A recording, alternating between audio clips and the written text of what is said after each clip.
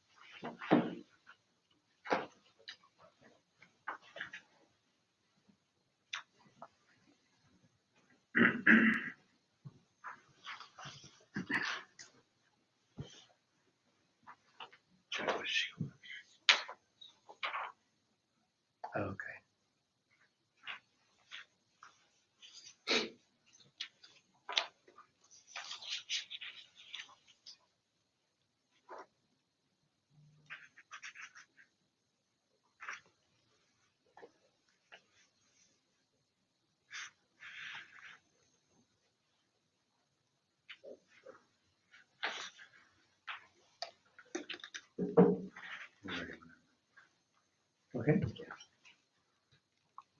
That was formality there. Get everybody quiet. Good morning. It's 8 o'clock on Thursday, June 30th, and time for the Bellbrook-Sugarcreek Board of Education meeting. This meeting is a meeting in public for the purpose of conducting school district business and not to be considered a public community meeting. There is time for public participation during the meeting as indicated on the agenda. Mr. Lyman, would you please call the roll? Mr. Carpenter? Here. Mrs. Dorn? Here. Mr. Kinsey? Present. Mr. Price? Here. Mrs. Anderson? Here. Please join me in the Pledge of Allegiance.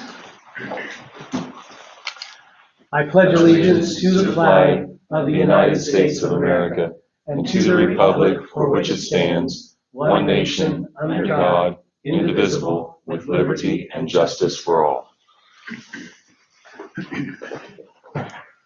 Mr. Lyman, would you please give the treasurer's report? Okay, could I get a motion to approve the minutes from the June 9th meeting? Mr. Kinsey, second. Mr. Price. Any questions or corrections from the minutes? All right, Mr. Lyman, please call the roll. Mr. Carpenter? Abstain. Mrs. Dorn? Yes. Mr. Kinsey? Yes. Mr. Price? Yes. Mrs. Anderson? Yes. Motion passes. Okay, could I get a motion to approve the amendments to the permanent appropriations for fiscal year 21-22 as included on the blue sheet in the hand carry, and I will explain after we get that on the table here. Mrs. Dorn. Second. Mrs. Anderson. The column that has the arrow over top of it would be the action that we would be taking here today. This is to amend the appropriations for the fiscal year that ends today. And the two that we're adding to, the $30,000 and the $400,000 for Principals Fund, Athletic Fund, are a student activity account and not, they're not funded by property tax dollars or that kind of thing. And then all of them that we are reducing toward the bottom are federal grants. I always appropriate the entire amount of the grant, and when it's a 2-year grant, we don't spend it all. So at the end of the year, if I've appropriated $1 million for $1 million grant and we only spent half that, we have to reduce it back to what we actually spent. So that's what we're doing, is just a bookkeeping entry to reduce appropriations, or budget, some people call it, back to what we actually spent for the grant for this year, and then we will budget the remainder for the following year. And so those total a reduction of $1,223,255.63. All right. Any questions? All right, please call the roll. Okay. Mrs. Dorn? Yes. Mr. Kinsey? Yes. Mr. Price? Yes. Mrs. Anderson? Yes. Mr. Carpenter? Yes. Motion passes. And now could I get a motion to approve the 22-23, the new permanent appropriations totaling $37,043,903.69. These are on the blue sheet that is attached to the agenda. and I will discuss those when we get that on the table. Okay, Mrs. Dorn, Second. Mrs. Anderson. Okay, this is the new budget for the new year, and I always begin by not including any of the grants until they're approved and in place for this year, so we might act on those at the regular July meeting. So these are just the 6 funds that are not federal grants or state grants or student activities. So other than the principal's accounts of student activity. So we're just approving the basics here. This is a budget that can be changed at any time during the year, so it's not set in stone. But something has to be approved, and this is what I've come up with to approve for next fiscal year starting tomorrow. Okay. Any questions, comments? All right, please call the roll. Okay, Mr. Kinsey? Yes. Mr. Price? Yes. Mrs. Anderson? Yes. Mr. Carpenter? Yes. Mrs. Dorn? Yes. Motion passes. Okay, and then could I get a motion to amend the minutes from the May 12th meeting, motion 22-82, concerning district handbooks, to be read as follows, where it says motion by Dorn, second by Mrs. Anderson, to approve revisions to K-12 student parent handbooks for the 22-23 school year. Mr. Kinsey, Second. Mrs. Dorn. We just had some incorrect wording there, phonics curriculum rather than the student handbooks. Very good. All right, please call the roll. Okay, Mr. Price? Yes. Mrs. Anderson? Yes. Mr. Carpenter? Yes. Mrs. Dorn? Yes. Mr. Kinsey? Yes. Thank you. Motion passes. All right. Thank you, Mr. Lyman. Any correspondence that board members want to speak to that they have received? I got a couple communications about safety, and that's an ongoing discussion, and we'll have more for the community as it comes along. Same, and to them, I expressed the importance of them communicating with us and thank them for doing so, because, if we don't hear from the community, we don't know, right? Right, So, right. There's some, good suggestions in the emails we get very often, almost always. And so really appreciative of those folks that do communicate with us.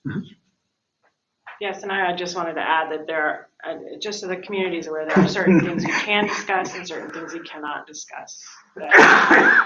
So, Or cannot discuss yet. right, cannot discuss yet. All right, anything else in correspondence? All right, then, did anybody sign in to speak?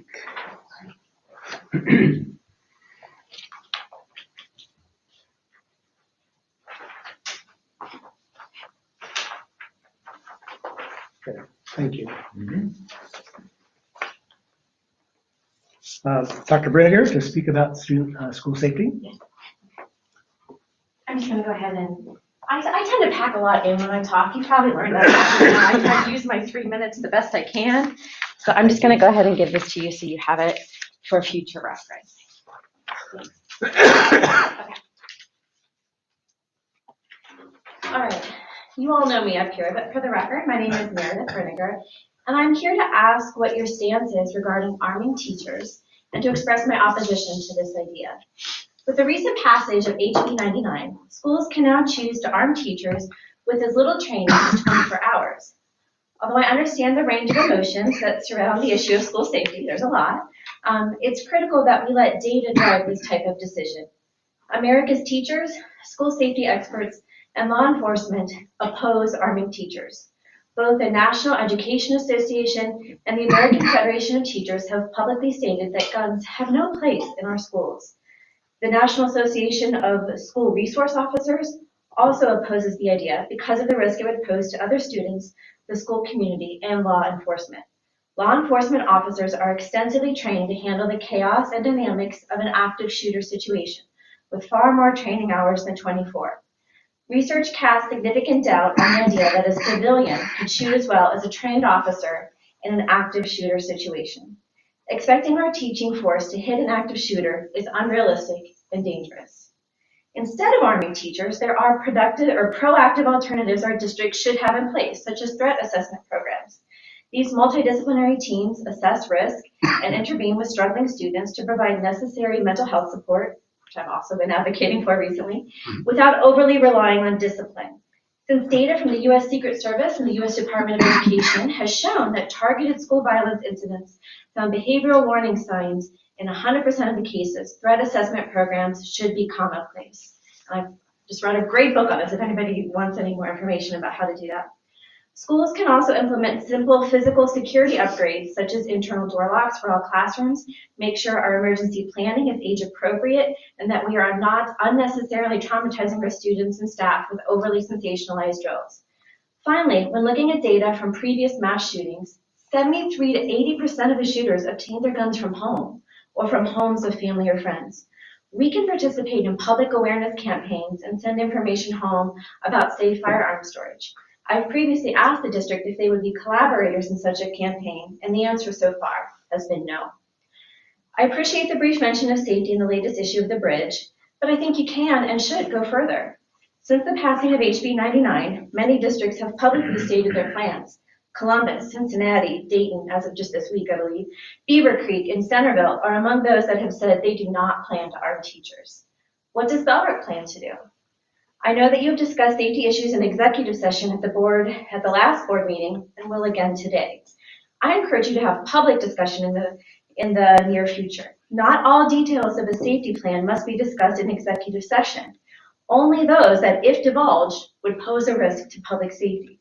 Discussion of whether or not to arm teachers does not fit the exceptions mentioned in the Sunshine Laws. Regardless of what you decide, open communication and transparency is key. We want to know what you are thinking and why. All right, thank you very much. Will you be addressing the answers to my questions at some point? At some point, I'm sure we will. Okay. Would you, what's the name of the book you mentioned? Yes. Sure.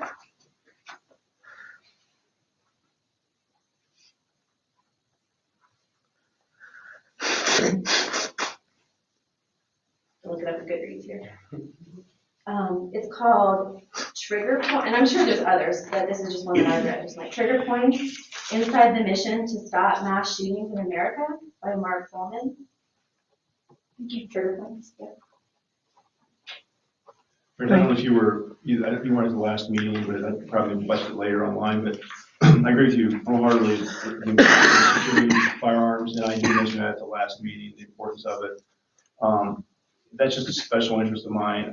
I just don't think it's maybe focused on enough in general, the community or the country for that matter. And so I'm with you on that.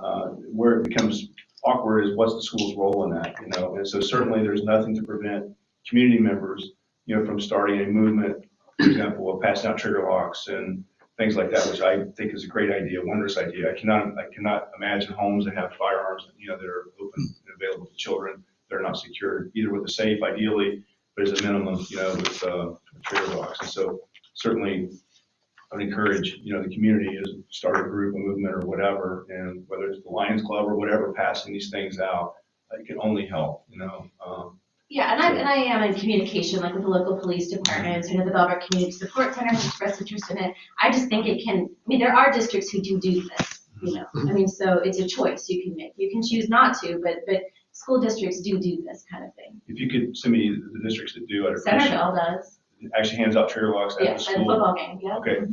So at the football game, the school does it, or like a parent group? School does it. And Okay. there's information on the website that says, come anytime to our school district to get a free lock. Wow. But yeah, so information about where those are available is important. I had heard and told that, if you go to a gun store, or a place that sells weapons, that you could get them. Mm-hmm. So as a survey says, I stopped in Cabela's the other day and asked, and they said no. They said no. That if you purchase a weapon, yes, they provide it with the weapon. As a one-off thing, they would provide one. Either they weren't knowledgeable, not compliant, or they're not required. I don't know, but I was a bit surprised because I thought I could say, yeah, and I was going to take one and go home with it, just so I could say, hey, yeah, you can get one of these. But they said, yeah, if you really, really need one, I'll go find one for you. But it wasn't something that was available normally through them. Generally.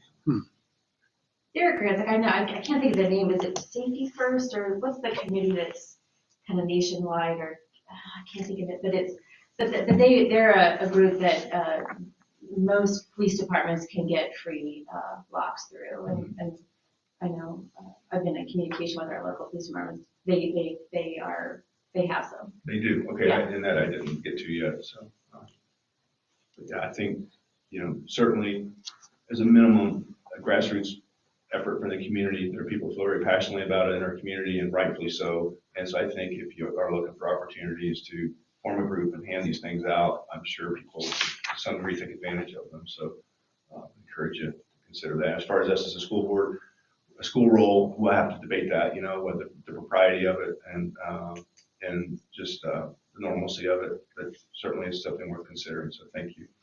Mhm. All right, going on, Megan Naveau. Also with school safety. Good morning. Good morning. My name is Megan Naveau. Thank you for the opportunity to speak this morning. First, thank you for your continued efforts to keep our students, staff, and school community safe and healthy. I know the role of a school official, especially in these last few years, is often an unenviable one, and I appreciate your willingness to serve our families. I'm speaking today regarding the second executive session this month to discuss safety. While I understand and appreciate the need for certain information to be kept private, I also ask that discussions regarding school safety happen in public as much as possible.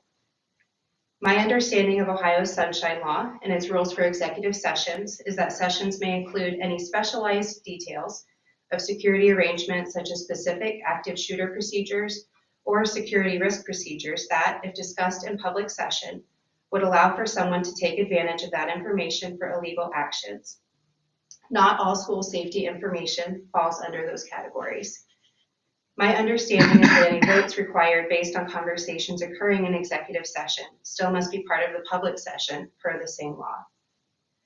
With a lack of readily available information or commitments about what options our district is considering, including arming teachers, implementing additional school resource officers, metal detectors, etc., and without knowledge of what type of discussions are happening, it's too easy for parents and community members to create our own narratives in place of factual information. I ask you to not leave it to the community to fill in the gaps with our own details and assumptions. I believe there is a way to have safety-related conversations and share information at the community level without jeopardizing the safety of our teachers, students, and staff. I challenge each of you to explore ways to transparently share as much as is reasonable about the options you intend to explore and expert feedback you've likely already gathered. Not all of that material requires executive session. We all know we must strike the balance of what we can do to prepare for a violent incident in our community, while also accepting that many factors are outside of our control. And we know that Bellbrook is not exempt from the heartache and destruction of violence. We know our community faces many of the same risks as Uvalde and Sandy Hook. We won't all have the same opinions on how to approach each issue, and that's okay, good even. I do ask, though, for your thoughtful consideration of all viewpoints, careful evidence-based research, expert consultation, public discussion, and that intentional, proactive community education for any decisions you are making regarding school safety. I believe all of us, yourselves included, truly want the best for our children and our community. I appreciate the respectful, thoughtful responses many of you have provided to me in the past on other topics. Let's work together in a transparent, public dialogue to make choices for the safety of our children and our community. Thank you. Thank you very much. I also have a copy just for your reference.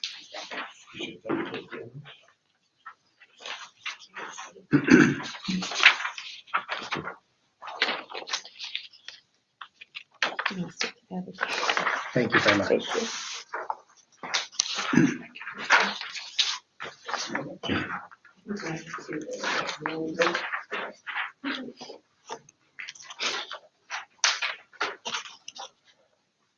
All right, going on to the superintendent's report. We have consent agenda items for 6A and B. including the items A7 and A6 from the hand carry. Does anyone want to pull any one of those items out for individual discussion? These are the certified licensed employment resignation leave of absence or supplemental duty, and the support staff employment resignation and leave of absence items.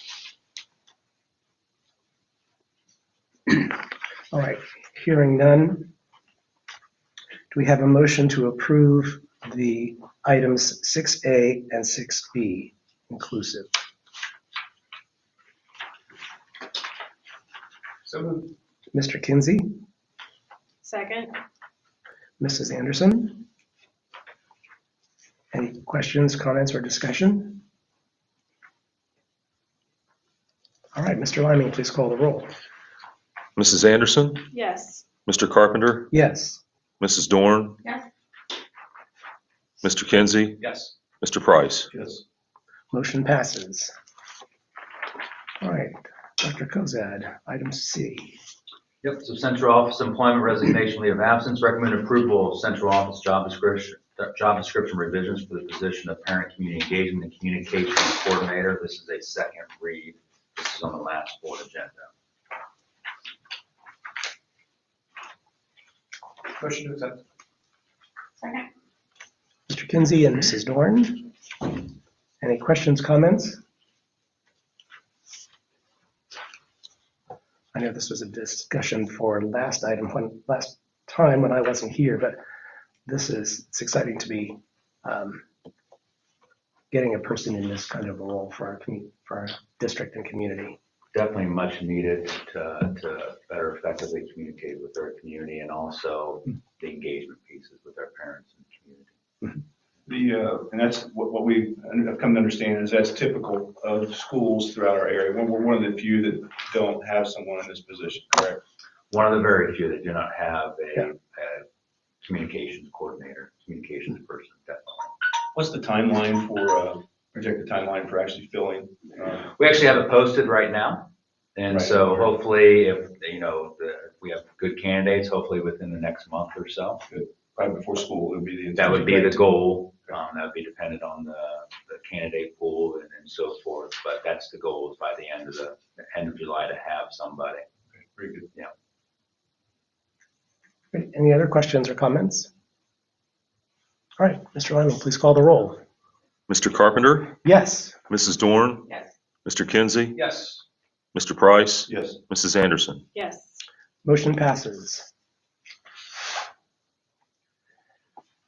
Recommend approval of the following revisions to board policy 4439, and it was accidentally left off of 1439. One is for all 11 and 12 month classified employees. The other one is for other administrative central office 11 and 12 month employees that normally get holidays. That particular one was left off. If it's okay with the board, we can finalize both of those today, or we can put 1439 as a first read and then have it as a second read at the next board meeting. It's the exact same policy, it's just in a different section of Neola. I'm fine with including it today and completing it today. Yeah. Okay. So it'll be 4439 and 1439. Okay.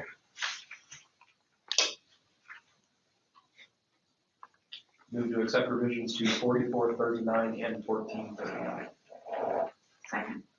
Mr. Kinsey and Mrs. Dorn.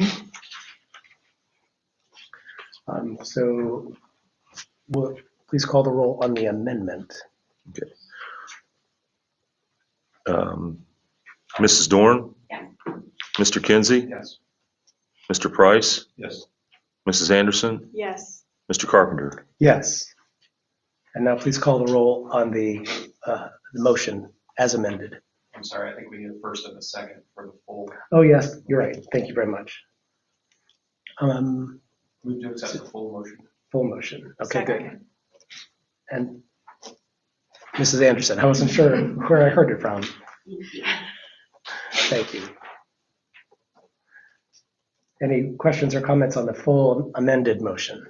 All right, please call the roll. Thank you. Okay, Mrs. Dorn? Yes. Mr. Kinsey? Yes. Mr. Price? Yes. Mrs. Anderson? Yes. Mr. Carpenter? Yes, motion passes. E 22-23 school calendar amendment, recommend approval for the amendments of the 22-23 school calendar, include dates and times for parent-teacher conferences. That's the only change to the calendar, is just those parent-teacher conferences dates are now set. We do have, they're not set, then I can explain in a second, once we get to Okay. a second. Do we have a motion? Um, Mrs. Dorn, Second? Mrs. Anderson? Yeah, like I said, just added parent-teacher conference dates on there. We do have one day within a normal school day that is parent, or during the day, parent-teacher conferences. The other ones are all in the evenings. But that's the only amendment to the calendar. All right, any question or comment? All right, Mr. Knight, please call the roll. Mr. Kinsey? Yes. Mr. Price? Yes. Mrs. Anderson? Yes. Mr. Carpenter? Yes, Mrs. Dorn? Yes. motion passes.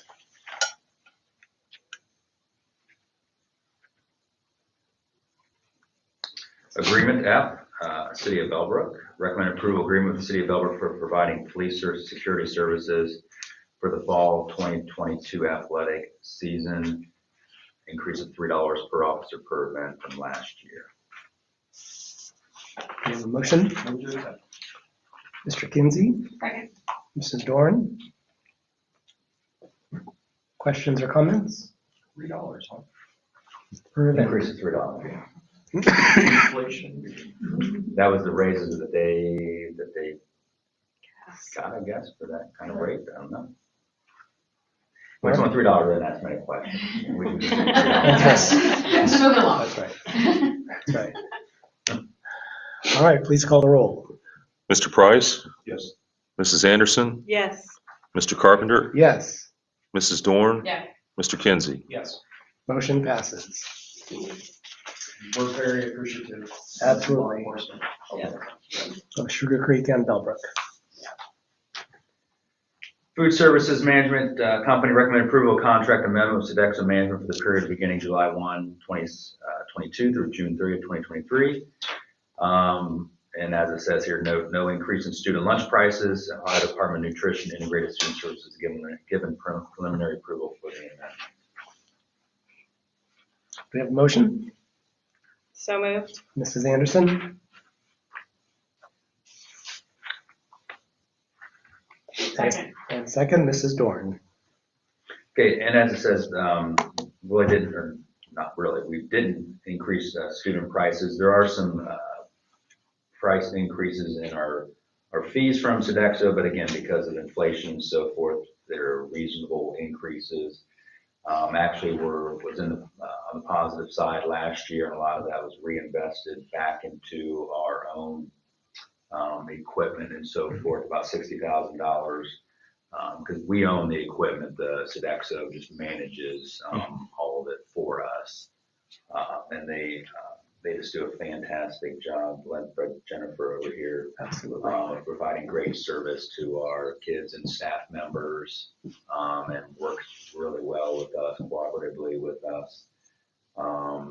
And so we just have a good relationship with them. This is our last year of our contract with them, but we've been with Sodexo for 22 years. So a successful partnership with Sodexo. This past year, there were free lunches for all students. At this second, that is not for this next school year, but I think there's still some talk or whatever in the federal government of that might possibly happen next year or so forth. But at this point, we are back to what we were previously. But they are looking for some actually received a grant with some supply chain grant monies for the supply chain issues, about $60,000. So again, Jennifer and them do a fantastic job with us. All right. Questions or comments? All right, Mr. Liming, please call the roll. Okay, Mr. Carpenter? Yes, Mrs. Dorn, Yes. Mr. Kinsey, Yes. Mr. Price, Yes. Mrs. Anderson. Yes. Motion passes. H, out-of-state travel, recommend approval of the following out-of-state travel. Carly Miller to Austin, Texas to attend the American School Counselor Association Conference in July here. Paid with Title II-A funds and no cost to the district. Do we have a motion? Move to accept. Mr. Kinsey and Mrs. Dorn. And this is one of our new counselors, so the counselor that was previously gonna go retired. So we had, rather than just quote wasting that money, Carly was able to step up and able to attend that for us, and I'm sure we'll bring back a lot of good information. She's not the only one. We have two other counselors going also. That was my only question, is there's a sharing of information. Yeah, definitely. Yeah. It's been a while since we've gone to conferences because of COVID and because of financial issues, especially some national conferences. So these are things that have been done on and off in the past. So it's not unusual. Just for the past couple of years, we have not been doing that. Makes sense. But this is out of Title II-A funds and anyway, but it's no cost to the district. It's out of Title II-A, which is our professional development funds. Okay. Very good, thank you. Any other questions or comments? Please call the roll. Mrs. Dorn, Yes. Mr. Kinsey, Yes. Mr. Price, Yes. Mrs. Anderson, Yes. Mr. Carpenter. Yes. Motion passes. Summer 2022 athletic camp. Recommend approval of the following summer athletic camp. This is for the high school cross country runners in August. Staying over at Houston Woods State Park. Opportunity for team bonding and getting in shape. Do we have a motion? So moved. Mrs. Dorn, Second? Mrs. Anderson? Questions or comments? They take old people like me. That's what I'm- Well, they're what's the saying, cross country, their sport is everybody else's discipline in the other Yeah, sports. that's So, right. yeah, That's punishment. right. So, anything else, you do something wrong, you have to run so much. Well, that's all they do all the time. So, Very good. it's a good group of kids. All right, Mr. Liming, please call the roll. Mr. Kinsey, Yes. Mr. Price, Yes. Mrs. Anderson, Yes. Mr. Carpenter, Yes. Mrs. Dorn. Motion passes. And J, items information discussion, district-wide open houses, meet and greet. And so these are all set for the beginning of next year. So obviously we're going to start, some of these have already been advertised. We start advertising these also as we provide opportunities for parents and students to find out a little bit more about what's going on. We obviously actually already had some orientations for parents for those students that are going into new buildings. We had a third grade one, kindergarten earlier in the year. We had a third grade one for incoming third grade students and parents, one for incoming sixth graders, and one for incoming ninth graders. So that's some feedback we had from the community of we would like some of that information in the spring. The first three were well attended. The high school one was not very well attended. So we hope that folks if they have questions, are reaching out and or going to the orientations or open house, everything we have in the fall. So sure, a lot of people will be a repeat of the information, but that's not a bad thing. You know, sometimes you need to hear it a few times and so forth to really get the full of what's going on. So that's it. All right. Thank you very much. Yep. For executive session, the board will meet in executive session for the purpose of discussing details relative to security arrangements and emergency response protocols per revised code 121.22 paragraph G6. Do we have a motion to approve? So moved. Mrs. Dorn, Second. Mr. Kinsey, Mr. Lyman, would you please call the roll? If you don't mind, just usually when I remember, I like to mention a couple things that we're only allowed to talk about that topic and nothing else. Correct? And we are not allowed to make any votes while we're in executive session. Correct. There's potential that we would have action after this executive session. For the hang jury. Yes. Mr. Lemming, would you please call the roll? Okay, Mr. Price, Yes. Mrs. Anderson, Yes. Mr. Carpenter, Yes. Mrs. Dorn, Yes. Mr. Kinsey. Yes. Motion passes. We are going into executive session at 8:34. Meredith and Megan, I forgot to mention while you both were up here, there was some information released in the bridge, kind of broad, about what's being done. And what I was really surprised, honestly, when we had a security related meeting, non-board meeting a week or so ago, the level of activity behind the scenes that's going on. And so what I had asked for, and I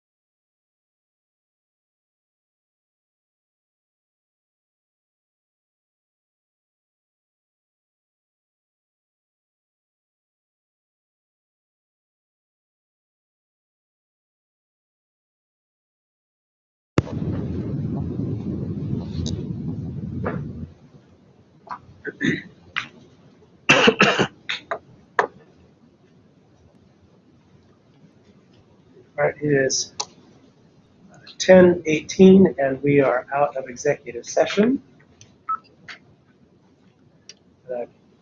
Mr. Liming, you have a resolution to read. Yes. Okay, whereas Ohio school districts are required to plan for and address not only severe weather and natural disasters, chemical accidents and medical emergencies, but also school violence and various types of terrorist threats. Whereas the Bellbrook-Sugarcreek Local School District has identified key improvements needed to ensure school buildings and premises are more secure for students, staff, and members of the public. Whereas the Board of Education finds that it is urgent that such security improvements be started prior to the 22-23 school year. Whereas Revised Code 3313.46 requires a school district to submit for public bid all contracts in which the board will bid, repair, enlarge, improve, or demolish any school building, the cost of which exceeds $50,000, except in cases of urgent necessity or for the security and protection of school property. Whereas the Superintendent and Treasurer have recommended that the Board of Education hire experienced contractors, Turnkey Technology and Bloom of Minnesota, LLC, to complete security improvements required on an emergency basis. And whereas the Superintendent and Treasurer have found no conflicts of interest involving said contractors and any board member or school employee, therefore be it resolved by the Board of Education for the Bellbrook-Sugarcreek Local School District that 1, the Board of Education hereby finds that it is an urgent necessity to make security improvements to school buildings and premises. 2, the Board of Education hereby finds Turnkey Technology and Bloom of Minnesota, LLC have the experience and expertise necessary to make such improvements. And 3, the Board of Education hereby authorizes the Superintendent and Treasurer to prepare and or approve such plans, specifications, work orders, and or purchase orders as are necessary to complete said improvements in an amount not to exceed $800,000. All right, do we have a motion to approve? So moved? Mrs. Anderson, Second. Mr. Price.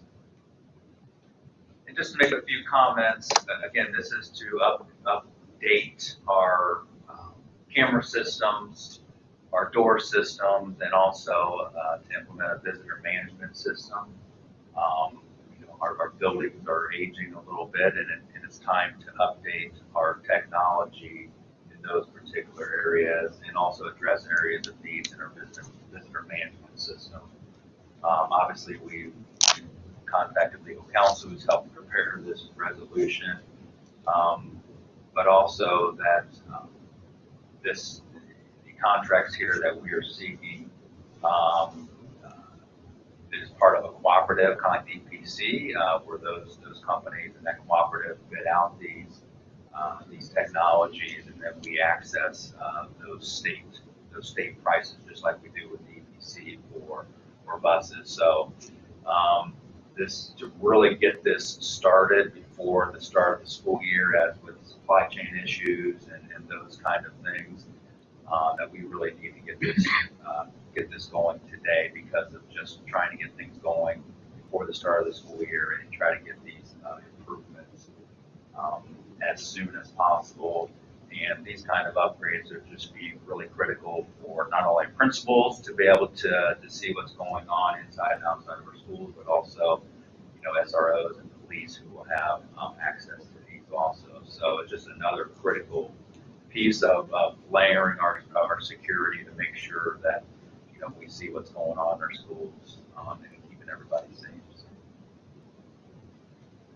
Would you say that it's a dramatic improvement in doors, cameras, so forth? Right. So in our buildings, our cameras are probably 10 or 15 years old in some of our buildings, and a few that are not as old as that, but more commercial grade, and also just like the school we're in, our cameras are original, so they're about 16 years old. So just like with any technology, with phones, it's probably every year or two that everybody's, upgrading their phones or the latest to get the latest and greatest. So we've gone 16 years, at some of our schools, 15, and just technology has just really improved, and you have the access to the technology in real time is going to be critical for us. Which is good. Other questions or comments? I guess I'll just say, it's certainly something, it's necessary. I agree with you. With current events as they've been unfolding the last several weeks and months, I see the urgency. And I really appreciate Tech taking another step to put another layer of security on to protect our staff and our students. I'm especially happy this the visitor or visitor volunteer opportunity to have those folks vetted thoroughly or real time kind of sounds like a big leap for us. I'm happy for that. And I realize we don't have policies and procedures laid out for that finalized just yet, but maybe I missed if you talk a little bit about the equipment. My understanding is a driver's license. Yes, a driver's license, swipe who will run a quick background check of sex offender list, and then also any type of local kind of alerts that we put into that system. So that's for any visitor that comes into our buildings during the school day. But then we also are continuing to utilize BIB for our background checks for our volunteers and more extensive background. Again, we're working on those procedures and more administrative policies. Administrative policies of making sure that we've seen any areas for improvement. That will be up and running for the school year. I think it'd be great to have a partner in place. Yeah. Right. Yeah, near real-time background checks, that's incredible. There'll be more information coming about those particular procedures. Other questions, comments? I'll just say one more thing, appreciating the public's grace and patience. I know we've been talking about the system quite a bit in executive session. It's a heavy price tag, so as you can imagine, why we need to discuss it. But again, necessary, yes. Urgency, yes. So, glad we're proposing it. Anything else? No, this is a great system, and I appreciate all the time you guys put into it. And I appreciate that this is one layer upon layer upon layer that we're working on. So, thank you. Anything else? All right, Mr. Lyman, please call the roll. Okay. Mrs. Anderson, Yes. Mr. Carpenter, Yes. Mr. Kinsey, Yes. Mr. Price. Yes. Motion passes. All right. Do we have a motion for adjournment? So moved. Mrs. Anderson, second. Mr. Kinsey. I don't think we'll have any discussion on that one. Let's call the roll. Mr. Carpenter, Yes. Mr. Kinsey, Yes. Mr. Price, Yes. Mrs. Anderson. Yes. Motion passes. We are adjourned at 10:26. All right. Thank you very much. Turn off stuff.